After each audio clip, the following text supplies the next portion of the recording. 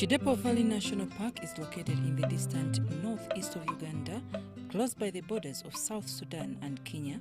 Kidepo is an enthralling place of semi-arid savanna, seasonal rivers and low mountains. It is beautiful and accessible at any time of year. Gazetted as a national park in 1962 and has a profusion of big game and hosts over 77 mammal species. My name is Richard Muhabwe Rugenda. I work for Uganda Wildlife Authority as Chief Warden at Kidepo Valley Conservation Area. Kidepo Valley National Park is part of the greater Kidepo Valley Conservation Area, constituting Kidepo Valley National Park and then the adjoining Kalenga Community Wildlife Area. Kidepo Valley National Park itself has a size of 1,442 square kilometers. The adjoining Kalenga Community Wildlife Area has a size of 956 square kilometers. Kidepo Valley National Park is part of the 10 national parks we have in the country. And all of these 10 national parks, the 12 wildlife reserves, we work under one mission for the organization, which is to conserve, economically develop, sustainably manage wildlife and protected areas of Uganda in partnership with the neighboring communities and other stakeholders for the benefit of the people of Uganda and the global community. So Kidepo Valley National Park is along that mission. The main goals we look at enhancing the integrity of this important protected area, enhancing tourism development, research and monitoring to ensure that our species continue to survive for the future generation to harness, and also we have the aspect of community conservation to ensure that the park and the communities are in harmony and the communities derive benefit from the presence of Kidepo. Yeah, we have both flora and fauna which we protect. We have many animals, keystone species, endemic species which are only found in this northeastern part of the country. So we boast of, for example, the biggest herds of buffaloes in the world. Yeah, we boast of many herds of elephants. We boast of having the lion, having the cheetah, having the eland, having the cobs, having the Jackson hartebeests. You know, we have so many animals. In fact, if we are to look at the mammal population, I think we have more than 80 species of mammals in Kidepo. That is on the part of the fauna. When we go to the flora, we have many species of plants, we have many species of bird life. So Kidepo is, a park to reckon with, and it is branded as the true African wilderness. We have a fully-fledged community conservation department at UA, and also, of course, at Kidepo, where we ensure that we sensitize the communities about the benefits of wildlife. We have schemes that are geared towards reducing human-wildlife conflict. We have benefit sharing schemes because we want at the end of the day the adjoining communities to derive direct benefit from the presence of the park. And we also have resource access arrangements where we allow communities to access resources in the park on a sustainable basis, regulated resource access, if I'm to say.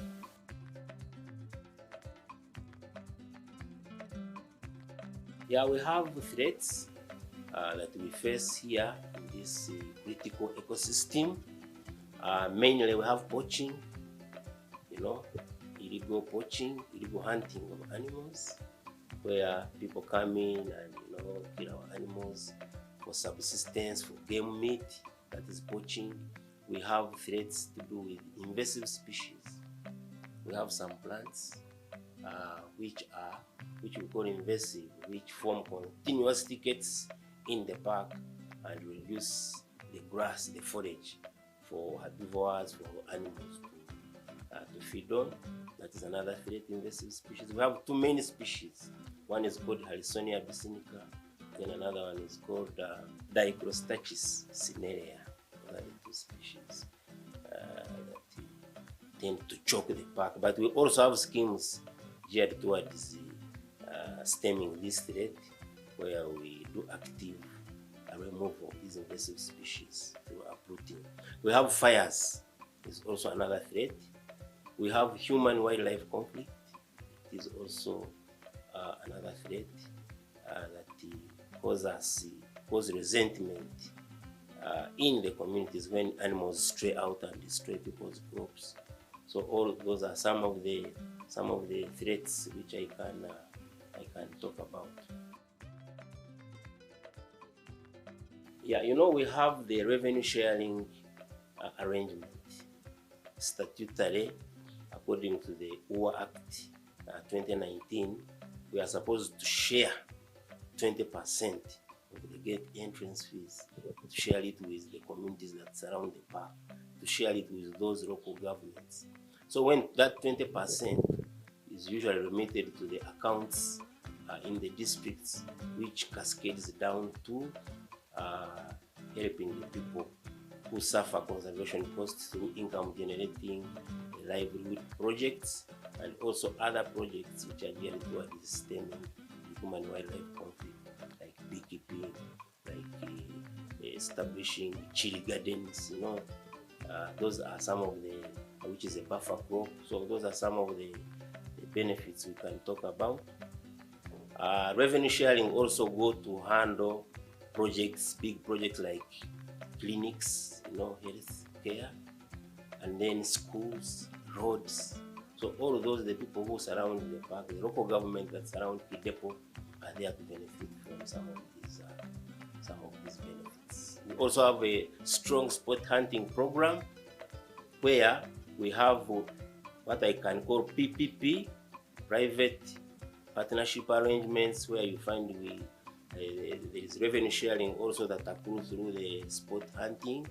Some money goes to the local wildlife association, some money goes to UWA, and some money goes to the owner of the land. So some of those benefit sharing arrangements, we have had schools being built through sport hunting revenue. We have had health centers being constructed. We have as I told you, the Community Conservation Department has sensitization programs, where you have awareness campaigns, where we go, working also with other agencies, because in accordance with our mission, we work with stakeholders. So there are very many projects that come in to support us, and in that way we have been able to have a strong, community awareness campaign program, where we go preaching the gospel of conservation, talking about benefits of wildlife, talking about issues of reducing human wildlife conflict, issues of tourism development, because at the end of the day we want the communities, the local people, to derive benefit and feed into the agenda of the country of having everyone come out of poverty. The individuals can, first of all, Kidepo is a pristine park. It is one of the best parks we have in the world, and it is a very, very great destination. So when we get tourists, both local and foreign, we have them coming in and paying some of these entrance fees and ranger guide fees.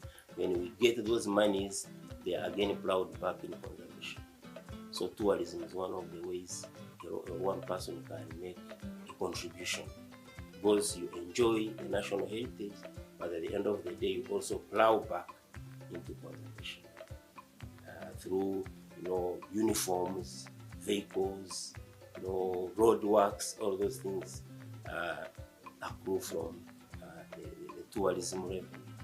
And of course, we can't forget the foreign exchange, which the country benefits from. So that's one. Another way is we have some of these projects, as I talked. For example, we have USAID, we have African Wildlife Foundation, we have Biodiversity for Resilience Project. We have so many projects which are supplementing our efforts in order to achieve our mandate of wildlife conservation. Yeah, as an organization, we are guided by science. Conservation is guided by science. So we also have a full-fledged ecological monitoring and research department that handles what we call management-oriented research. And at the end of the day, that research informs management on the way forward. It is a research on fires. It can inform management about how to handle fires.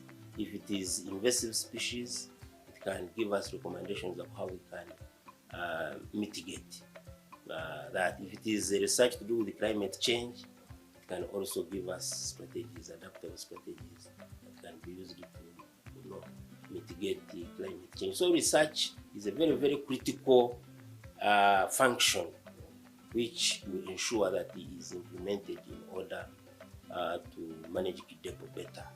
Also the censuses, we have these animal censuses, both aerial and ground count. You have to know how many you have, what are the trends, is increasing or decreasing for mammals. So as Kidepo, we are still saying that because of good conservation efforts, our populations for mammals have kept increasing, which is very good. And where we have had some low populations, we have also had translocation schemes where animals have been translocated from places like Machishon Falls, and then they are brought in to increase the populations. Basically, Kidepo is an open savanna grassland, and basically it has one dry and one wet season, and it's an arid area. It is arid, semi-arid area, prone to fires. So annually fires, we experience fires, but then we also have the fire management plan, which we follow. We do early burning, we do controlled burning, we have fire lines, so that when the fire sweeps through, it doesn't sweep through the whole park.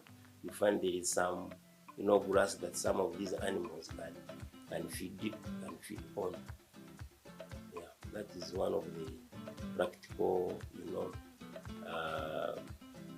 plans which we have. The fire plan helps us a lot to ensure that you have vegetation. At least you ensure that at every other time you have some areas which are green, and you have those ones which have been burnt. So that one helps because at least the wildlife has a fallback where they can feed on. We also have dams which we have excavated in the park to ensure that during the dry seasons, at least there are some water holes where animals can go and water. Because otherwise, if we don't have dams in the park, you'll find most animals moving out of the park, and then when they go to look for water sources outside the park, they exacerbate the issue of human-wildlife conflict. Lots of rope raids out there. So that's why we encourage that active excavation of dams in the park. So we have very many other strategies which we use. We have passive surveillance of wildlife, where we go and monitor the key species and ensure that those ones which are sick are treated, because we have vets. We have wildlife vets whom we bring on board ensure that they treat the sick and ensure that you have a healthy wildlife population. Yeah, Kidepo is unique. First of all, there is no park in Uganda that can beat Kidepo on scenery. We usually talk of spectacular scenery, so scenic, with its rolling savanna plains, with its rocky outcrops and mountains. It makes Kidepo landscape so artistic that it is unparalleled. That is on the part of scenery. Then we always talk of the herds of buffaloes, which are the biggest. You can get one herd with 2,000 buffaloes. You can imagine one herd. So these are some of the attractions that makes Kidepo have an edge over these other parks. We have the cheetah, we have the lions. Of late, we want also to reintroduce the rhinos. We used to have here black rhinos in the 60s and 70s, and during the unrest, there was a nosedive where most of these rhinos were poached. But then we have now schemes which are which we are undertaking to ensure that we are going to reintroduce the rhino.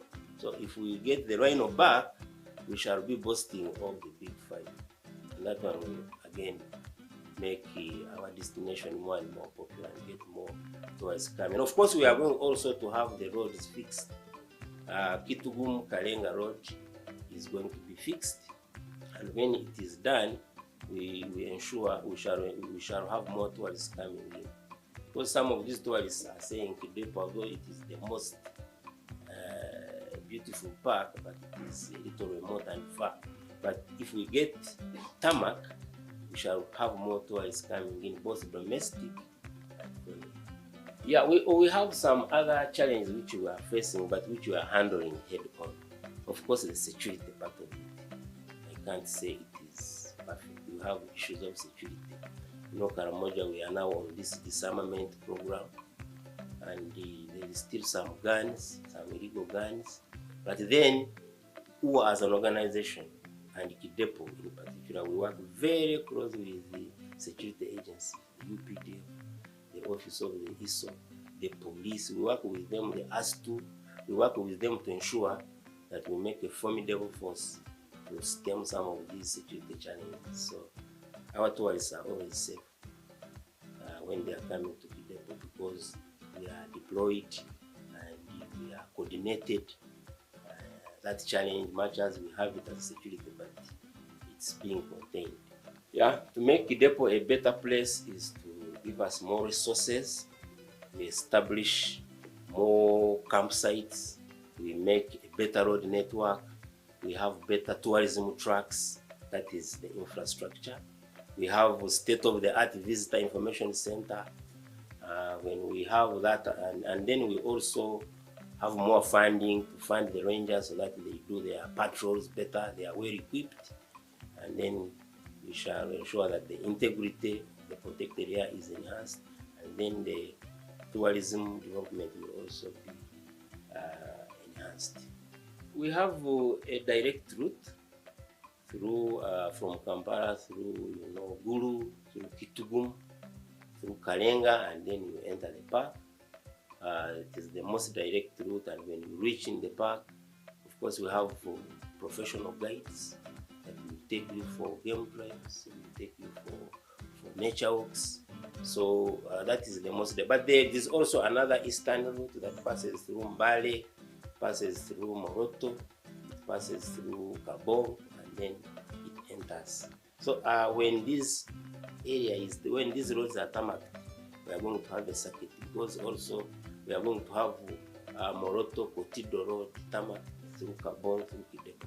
So we think there we shall have a better tourism experience when someone is coming to Kidepo. Yeah, it's as easy as you can, for Kidepo, you can even come up to the entrance gate, and then you can make your payments there. When you have your Visa card, you have your Airtel money on phone, you have your MTN on phone, then you are sure you are going to pay at the gate, and you enter and you are given the service you deserve.